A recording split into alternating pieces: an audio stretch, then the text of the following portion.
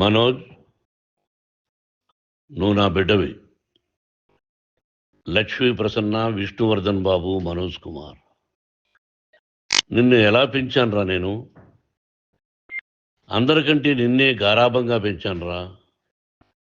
నీకే ఎక్కువ ఖర్చు పెట్టి చదివించాలని ప్రయత్నం చేశానురా. నువ్వు ఏది అడిగినా నేను నీకు ఇచ్చానురా. కానీ ఈ రోజున నువ్వు చేస్తున్న పని బిడ్డల గుండెల మీద తంతారంటారే, అలా తన్నేవరా. మనసు ఆవేదనతో కింగిపోతుందిరా. నేను మీ అమ్మ ఏడ్చుకుంటున్నావురా. జర్నలిజం ఉన్నది లేనిది, లేనిది ఉన్నట్టు రాస్తున్నారా. నువ్వు నన్ను కొట్టడం ఏంట్రా? నా బిడ్డ నన్ను తాకలా. ఇద్దరం ఘర్షణ పడ్డాం కొన్ని కారణాల వల్ల. ప్రతి ఫ్యామిలీలోనూ ఉంటాయిరా ఇవి. లేనివాడు ఎవరైనా ఉంటే ప్రపంచంలో ఒకరున్నారేమో, 1% ఉంటుందేమో. అటువంటి వాళ్ళ ఇంటికి వెళ్ళి కాళ్ళు గడిగి నిద్ర పూసుకోవచ్చు. భారత భాగవత రామాయణాలు చూశావు కదరా. ఏమిటిది?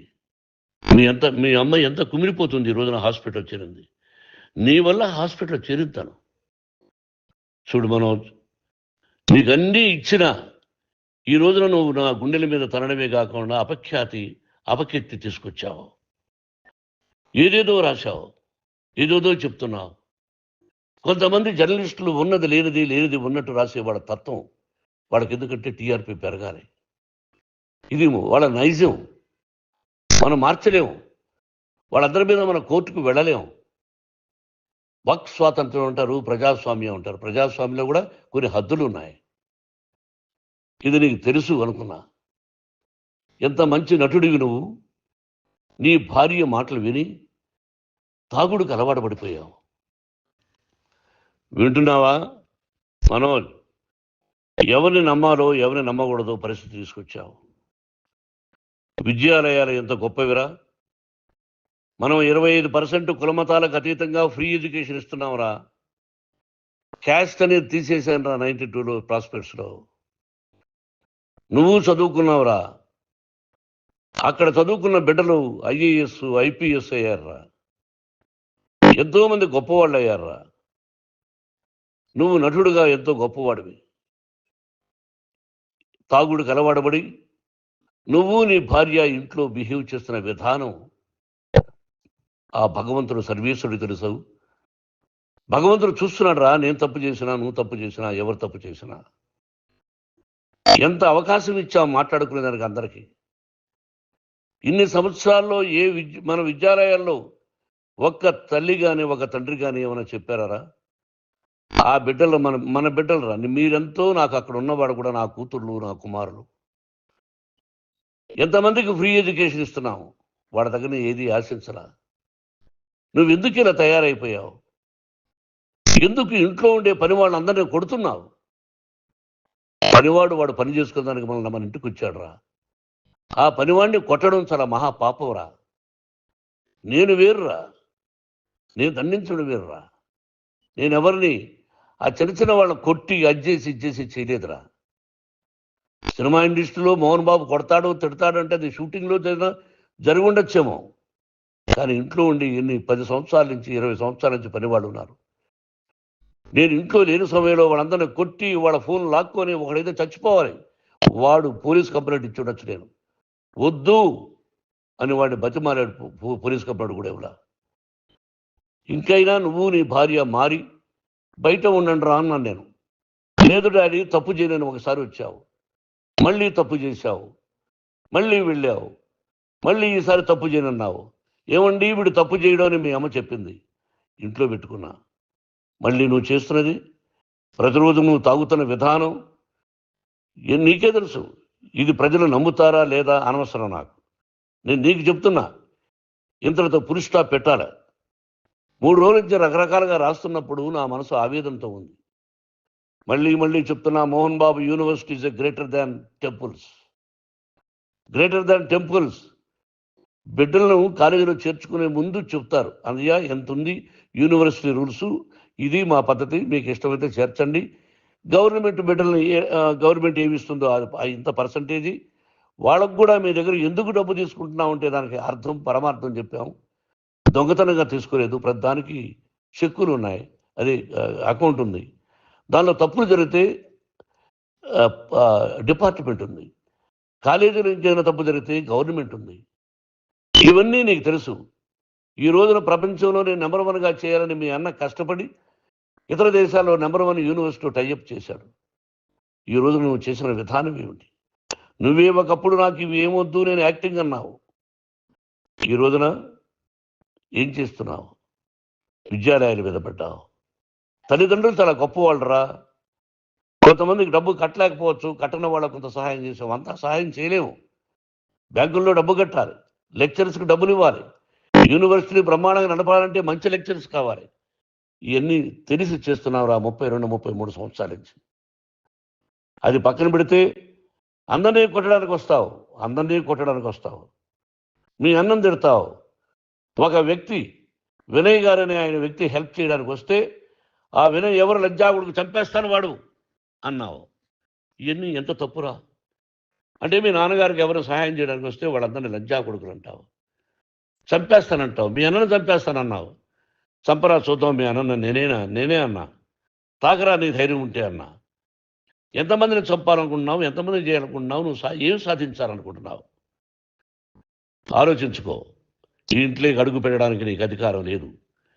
ఇది నా కష్టార్జితం. మా నాన్నగారు 10 రూపాయలు 10 పైసలు కూడా ఇవ్వలేదురా. మంచి జన్మనిచ్చాడు మా నాన్నగారు. మద్రాసుకు వెళ్ళి వీధుల్లో అడుగు తిన్నాను రా. ఒక పూట కూడా భోజనం లేకుండా అడుగు తిన్నాను రా. న్యాయంగా మోహన్ బాబు తిడతాడు, కొడతాడంటారు కానీ మోసగడనం లేదురా. నీట్ పార్లమెంటేరియన్గా బయట వచ్చాను రా. నువ్వు నా పరువు ప్రఖ్యాతులు మంట కలిపావు. ఏమిటి నేను చేసిన అన్యాయం? నీకు జన్మనిచ్చాను, అదా నేను చేసిన పాపం. అందుకే ఇది నా ఇల్లు అన్నావు. నువ్వు నీ ఇల్లు కాదు. నీ కష్టార్జితంతో నువ్వు సంపాదించుకున్న ఇల్లు నీది. ఇది నా డబ్బు, నా కష్టార్జితం. నా కష్టార్జితంలో నేను పిలిస్తేనే మీరు ఇంట్లోకి రావాలి. అటువంటిది పోగొట్టుకున్నాను. ఆస్తులు అంటావా? ముగ్గురికి సమానంగా రాయాలా లేదా అది నా ఇష్టం. ఆస్తులు ఇస్తానా, లేకపోతే గంగపాలు చేస్తానా, లేకపోతే ఎవరికైనా దానధర్మాలు చేస్తానా, అది నాకు సంబంధించిందిరా. నా కష్టార్జితం రా. మీరు చేస్తున్న విధానం గుణగణాలు కావాలరా. మందు తాగచ్చురా. ఎంత తాగాలి? నేను కూడా 1 or 2 పెగ్స్ తీసుకుంటా. ఇది తప్పు కాదు, జనానికి తెలియాలి. నా డబ్బు ఇది. ఏ తాగి ఎవరిని కొట్లా, తాగి నేను తింటున్నా. అది ప్రజలకు అక్కర్లా. నేను తప్పు చేస్తేనే ప్రజలకు కావాలా. ఇవన్నీ ఉన్నాయిరా. ఇవన్నీ తెలుసుకో. జర్నలిస్ట్ సోదరులారా, మీకు నా గతాన్ని తెలుసు, నా భవిష్యత్తు, నేను ఎక్కడి నుంచి వచ్చాను కూడా మీకు తెలుసు. ఈ రోజున మీరు రాస్తున్న విధానం, నా బిడ్డ నన్ను కొట్టాడన్నారు. ఎంత తప్పు! ఈ రోజున నా బిడ్డ మీద కోపంతో అవును చెప్పచ్చు. కాదు, వాడు నా మీద చెయ్యెత్తలేదు. నేను ఘర్షణ పడ్డాం. ఘర్షణ వేరు, కొట్టుకోవడం వేరు. గాయాలతో హాస్పిటల్కి వచ్చి కుంటుకుంటుగా నడిచాడు. మళ్ళీ ఏమని పోలీస్ స్టేషన్కి వెళ్ళి చెప్పాడు. ఎవరో 2 ఉన్నారు, వాళ్ళిద్దరూ నా మీద దాడి చేశారన్నాడు. నా ఇంట్లో పనిచేస్తున్న వ్యక్తుల గురించి పోలీస్ స్టేషన్కి వెళ్ళి చెప్పవలసిన అవసరం అతనికి లేదు, హక్కు లేదు. పోలీస్ డిపార్ట్మెంట్ కూడా తెలుసుకోవాల్సిన విషయం. నా ఇంట్లో ఉండే వర్కర్స్ మీద నేను కంప్లైంట్ ఇవ్వాలి. నువ్వు పర్మిషన్ లేకుండా నా ఇంట్లోకి నువ్వు చొరబడి ఇల్లు నాదంటూ ఇంట్లో పనిచేస్తున్న వర్కర్స్ మీద కంప్లైంట్ ఇచ్చావు. అది ఎంతవరకు పోలీసు న్యాయమో రూల్సో చూద్దాం. పోలీస్ డిపార్ట్మెంట్ ఇంటికి వచ్చింది. వాళ్ళకి రాశాను ఉత్తరం, అయ్యా నేను సీనియర్ సిటిజన్ని, నాకు రక్షణ లేకుండా ఉంది, నా బిడ్డ వల్ల నా ఇంట్లో నుంచి నా బిడ్డను పంపించేసి ఇది నా ఇల్లని. వాళ్ళు నాకు సమాధానం ఇవ్వలేదు. ఇవ్వకపోగా ఎవరిని పట్టించుకోలేదు. ఇప్పుడు పోలీసు వాళ్ళు వచ్చి ఏమండి రూల్స్ ప్రకారం నా బిడ్డ ఇంటికి రాకూడదంటే మాకు హయ్యర్ అథారిటీ వాళ్ళు ఫోన్ చేశారు, మీరు ఎవరిని స్టాప్ చేయొద్దండి, బయట నుంచి ఎవరైనా వస్తే వాళ్ళని స్టాప్ చేయండి అన్నారు. 2 రోజుల నుంచి 10 మంది 20 మంది వస్తున్నారు. వాళ్ళు అలా చూస్తూ నిలబడ్డారు. వాళ్ళు ఫోటోలు తీసుకున్నారు, వాళ్ళ మీద మళ్ళీ వదిలేస్తున్నారు. ఎవరిని నిందించాలి? But I give respect to the police department. వాళ్ళకి ఏ అధికారి ఫోన్ చేశాడో, ఆ అధికారికి ఏ పొలిటీషియన్ చేశాడో అది వాళ్ళకే వదిలేస్తున్నా.